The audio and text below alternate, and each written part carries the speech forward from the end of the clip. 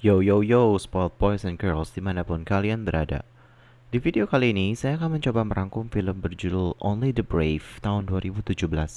Berkisah satu regu pemadam kebakaran hutan di Amerika Serikat. Film ini diangkat dari kisah nyata juga loh. Mungkin beberapa dari kalian ada yang udah pernah nonton, ada juga yang belum. Bagi yang belum, saya kasih peringatan dulu ya, kalau ini adalah full spoiler content. Udah siap? Oke, kalau udah, langsung kita mulai aja ya. Oh ya, jangan lupa like, share, dan subscribe untuk mendapatkan update video-video kayak gini lagi. Check it out.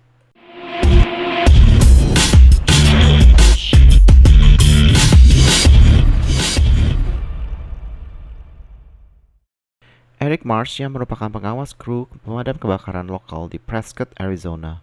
Dia menyiapkan semua perbekalannya setelah dipanggil untuk bergabung dalam menghentikan kebakaran di dekat Phoenix. Istri Eric sudah ada di dapur dan mengingatkannya pada pertengkaran yang mereka lakukan tadi malam, dan dia meminta maaf sebelum menuju ke tempat kerjanya.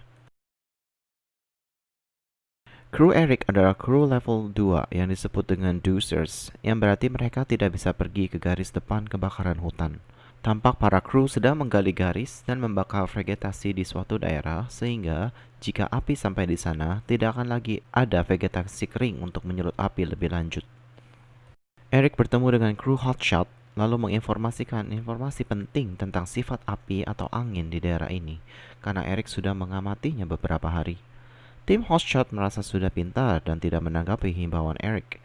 Mereka menyuruh Eric untuk melakukan apa yang seharusnya dilakukan oleh Doozer, yaitu membereskan sisa-sisa puing.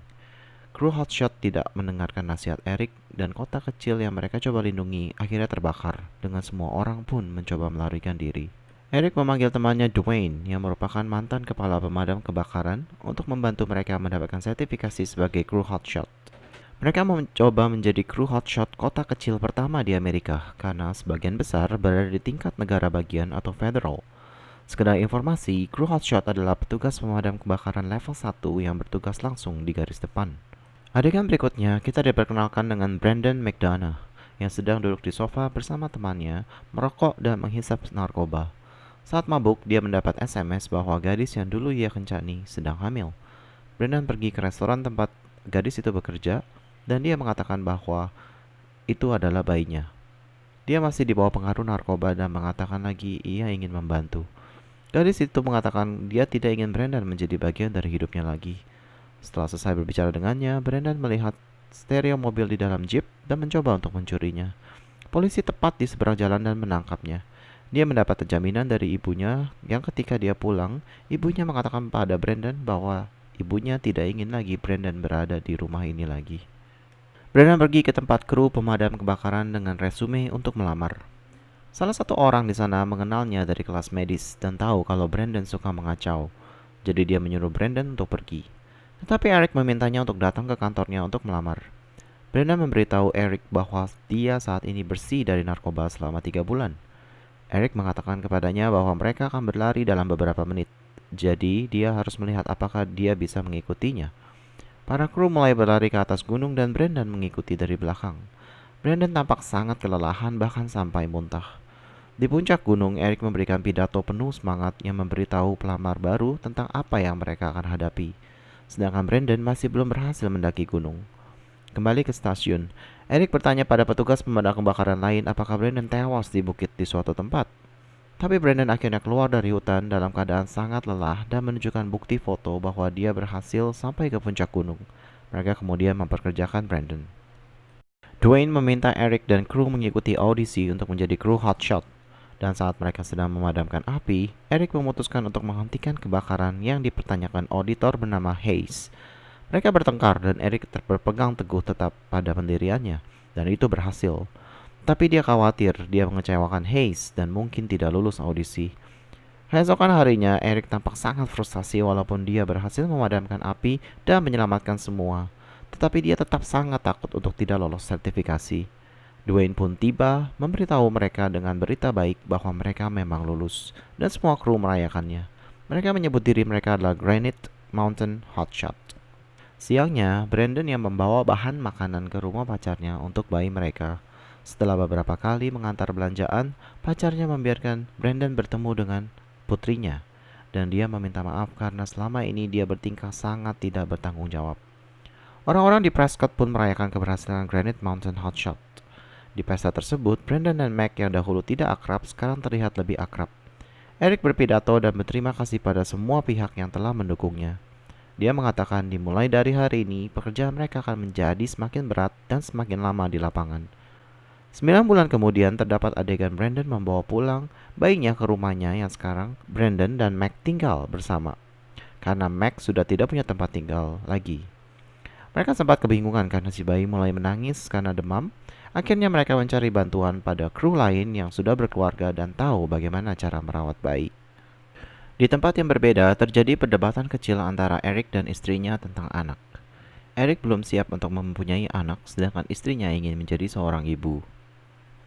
Saat Eric dan timnya sedang bekerja memadamkan kebakaran hutan di daerah Grand Canyon, istri Eric sedang mengemudi hingga larut malam dan mengalami kecelakaan mobil, di mana truknya terguling saat dia tertidur saat mengemudi. Keesokan paginya, Eric cepat-cepat pulang untuk melihat istrinya. Alih-alih beristirahat, istrinya malah memberikan pelajaran merawat kuda kepada beberapa klien dengan truk yang hancur semalam. Setelah klien pergi, Eric marah padanya dan berteriak pada istrinya. Mereka bertengkar hebat karena kurangnya komunikasi dan waktu. Istrinya mengatakan bahwa ia ingin memulai sebuah keluarga, tapi Eric menolak, mengatakan bahwa kesepakatan mereka pada saat pernikahan bukanlah anak-anak. Para hotshot terus bekerja memberhentikan kebakaran, dan Brandon mulai memikirkan hubungannya dengan keluarganya, terutama putrinya. Saat sedang curhat dengan Mac temannya, Brandon digigit oleh seekor ular berbisa. Lalu dia segera dibawa ke rumah sakit. Di rumah sakit, Eric menjenguknya dan menanyakan mengapa Brandon tidak diberi obat bius. Brandon dengan tegas menolaknya karena dia tidak ingin lagi terjerat dalam narkoba, walaupun saat ini adalah saat yang tepat menggunakan morfin. Sebelum pergi, petugas medis semua berterima kasih pada Eric dan Brandon karena mereka adalah pahlawan.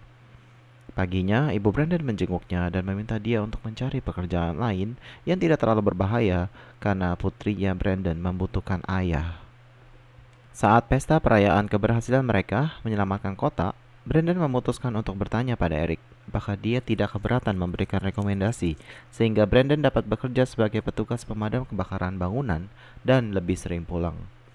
Eric berteriak padanya dan mengingatkannya bahwa tidak ada yang akan memberikan kesempatan seperti dia. Mereka berdebat dan Eric pergi dengan murka. Dalam perjalanan pulang, Eric berdebat dengan istrinya yang mengatakan bahwa Eric kejam terhadap Brandon karena masalahnya sendiri. Istrinya berteriak bahwa dia merasa seperti kehilangan sosok suami karena api dan bahwa ia ingin memulai sebuah keluarga. Tapi Eric terlalu terobsesi dengan pekerjaannya. Eric menjadi marah dan keluar dari mobil dengan berjalan menjauh dan pergi ke rumah Dwayne berjalan kaki. Eric memberitahu Dwayne bahwa dia sedang bertengkar dengan istrinya. Kemudian Dwayne menasihati Eric untuk bisa lebih mengerti perasaan istrinya. Eric pun pulang ke rumah dan meminta maaf dan berjanji bahwa dia akan lebih sering pulang dan menghabiskan banyak waktu serta memulai sebuah keluarga. Keesokan paginya, Eric dipanggil ke kebakaran hutan di Yarnell. Eric memberitahu asistennya dalam perjalanan ke sana bahwa dia akan berhenti menjadi pengawas sehingga dia bisa lebih sering pulang dan memulai sebuah keluarga. Eric juga setuju untuk memberikan rekomendasi pada Brandon agar dia bisa menjadi petugas pemadam kebakaran gedung. Saat kru tiba di kebakaran Yarnell, mereka menyadari bahwa kebakaran itu lebih besar daripada yang mereka kira. Mereka pergi ke sisi terjauh dari api dan mulai melakukan pembakaran untuk pengalihan. Saat itu, pesawat air menjatuhkan air ke titik api pengalihan, mengacaukan taktik dan strategi mereka. Saat api membesar, Brandon dikirim oleh Eric untuk waspada terhadap cuaca. Anggota tim lainnya mulai menggali garis lain, sementara Brandon memperingatkan mereka bahwa api bergerak cepat ke arah mereka. Brandon harus menjauh dari tempatnya dan dibantu oleh salah satu tim lain yang mengevakuasinya dari bahaya kebakaran. Eric dan timnya berjalan ke belakang gunung. Brandon kembali ke kemah dengan selamat dan dapat mendengar kru hotshots di radio berbicara tentang bagaimana mereka mencoba untuk kembali. Tetapi api mengurung mereka terlalu cepat dan mereka terjebak di jalurnya. Mereka semua mulai membakar lingkaran dan mencoba membuat area tanpa rumput di sekitar mereka. Jadi ketika api datang, api tidak akan mengenai mereka. Saat itu pesawat pembawa air salah mengartikan lokasi mereka sehingga pesawat itu tidak melepas air. Mereka semua memasang penutup pengaman dan semua berbaring saat api bersiap menyapu mereka. Saat api menyapu mereka, Brandon mendengarkan di radio bahwa semua ke-19 anggota krunya terbakar sampai mati. Kita bisa melihat semua kru kecuali Brandon mati terbakar hidup-hidup. Brandon tampak sangat terpukul dan frustasi. Istri Eric yang berada di gudang mulai berteriak setelah mendengar berita itu dari telepon. Dia dan semua istri dan keluarga lainnya berkumpul di kafetaria sekolah setempat untuk menunggu mendapatkan berita resmi tentang para suaminya. Mereka diberitahu bahwa ada satu yang selamat, tetapi mereka tidak tahu siapa. Brandon kemudian berjalan di gym, dan ketika para istri melihatnya, mereka semua mulai menangis karena mereka tahu berarti suami mereka yang sudah meninggal. Brandon berjalan keluar dan istri Eric mengejarnya dan mengatakan kepadanya bahwa dia senang Brandon selamat dan Brandon seharusnya tidak perlu merasa bersalah. 3 tahun kemudian diperlihatkan bagaimana istri Eric sudah bisa mengikhlaskan suaminya dan Brandon beserta putrinya datang ke tempat kenangan semua para kru, sebuah pohon besar yang dinamakan Juniper. Di akhir film, kita diperlihatkan para 19 pahlawan pemadam kebakaran yang gugur di peristiwa ini. Peristiwa ini merupakan peristiwa yang menyebabkan korban tewas terbesar dalam sejarah petugas pemadam kebakaran di Amerika sejak kejadian 9/11. Dan film pun berakhir. Gimana nih filmnya? Menurut saya, film ini sangat menyentuh dan bagus. Sekali lagi, ini merupakan kisah yang diangkat dari kisah nyata, jadi kalian bisa cek di Google. Perlu saya ingatkan, rangkuman film seperti ini tidak akan pernah bisa menangkap seluruh emosi dan esensi filmnya. Jadi, saya sangat sarankan untuk nonton film aslinya.